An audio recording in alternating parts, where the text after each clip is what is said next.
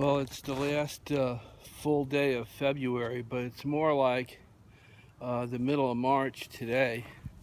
Uh, all the ice is off the lakes already, and it's topping out at 60 degrees today. And well, I was taking a drive up north to the country roads and saw a bobcat go across the road. There's a lot of bobcats up north, Still River. Not many cougars. I think there's been a sighting of one or two over the years. And then years ago, almost in the same spot up by the state park there, a bobcat scurried across the road. And about half a mile down the road was a pickup truck with a cap on it, which said Bob's Bobcat Control Truck. So he was trying to control bobcats. I guess he wasn't too successful. And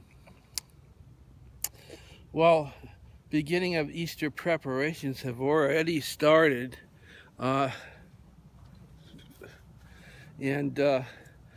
every year I get a mailer with a order form from the Holy Trinity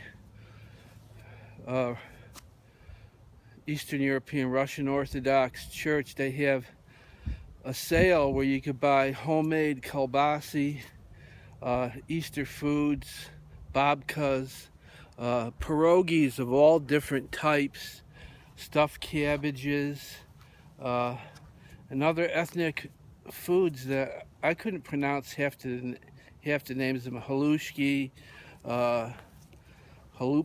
I think halupki is the stuffed cabbage. Anyway, so that mailer came this week, and hopes are getting high. You know, as spring, hopes of spring is already in the air.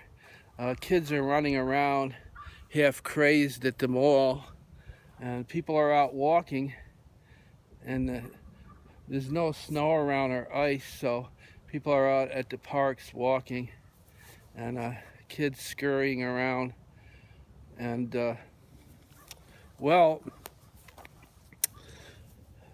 Our Lady of Perpetual Motion Church is getting ready for their Easter services, and they're putting together a musical performance along with, they do this Stations of the Cross.